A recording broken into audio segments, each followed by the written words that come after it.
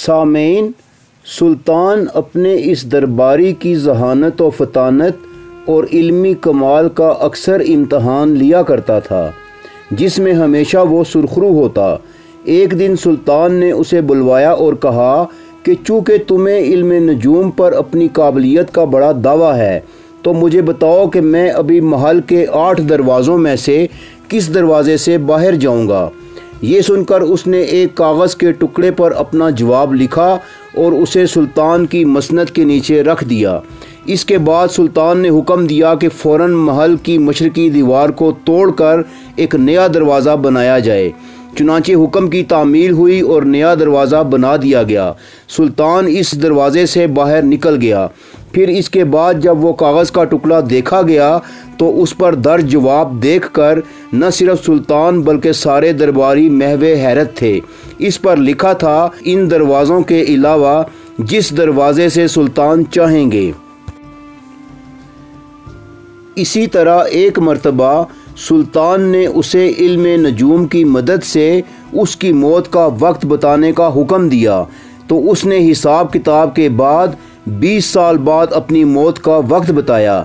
ये सुनकर सुल्तान ने उसी वक्त हुक्म दिया कि इसे किले की दीवार से नीचे खंदक में गिरा दिया जाए। ये सुनकर सारे दरबारी समझ गए कि आज इसका आखिरी वक्त आन पहुंचा है।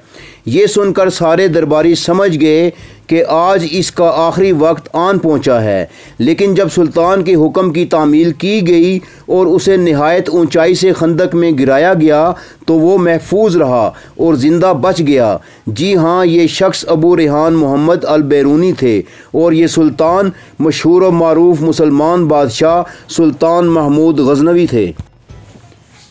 सामीन, आप देख रहे हैं दस्तक टीवी की सीरीज़ जानिए कौन में अबू रेहान मोहम्मद अल बैरूनी।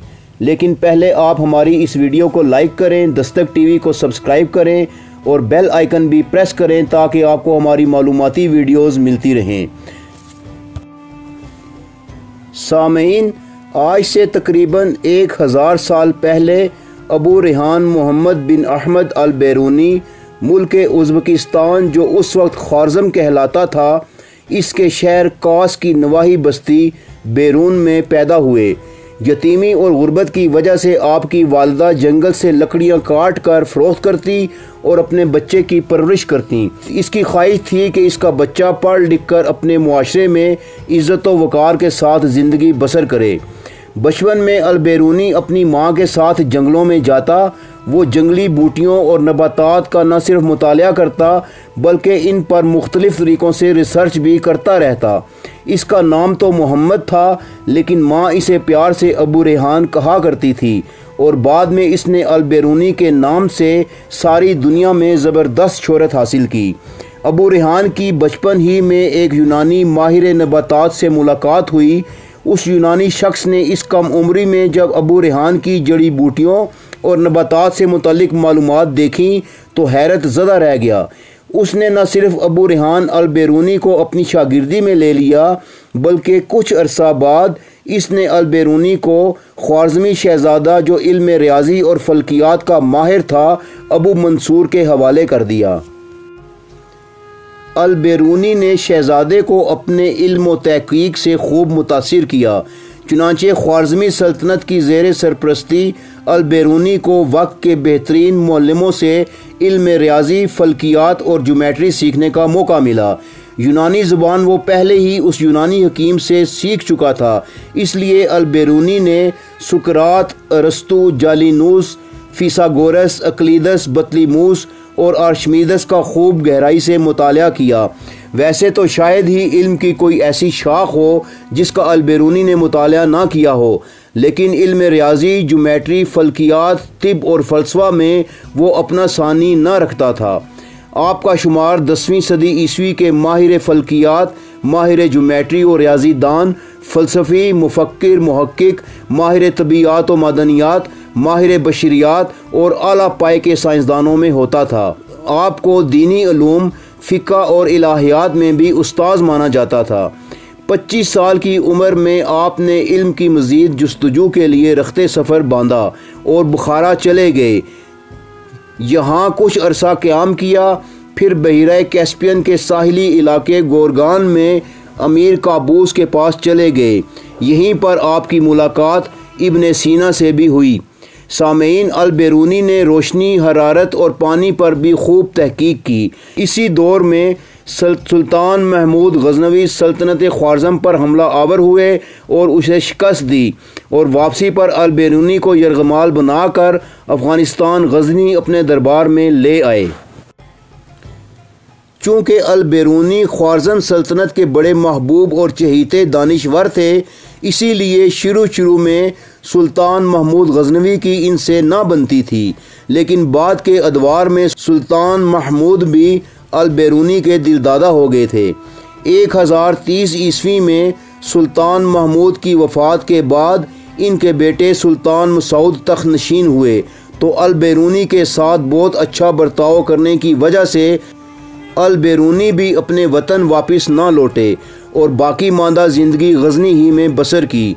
अल बेरूनी को सुल्तान मसूद से इस कदर मोहब्बत व अकीदत थी कि इन्होंने अपनी मशहूर ज़माना किताब अल कानून को इनके नाम से मंसूब कर दिया और इल्म फ़ल्कियात पर लिखेगी दुनिया की ये नादिर किताब अल कानून अल मसूदी के नाम से मशहूर हुई।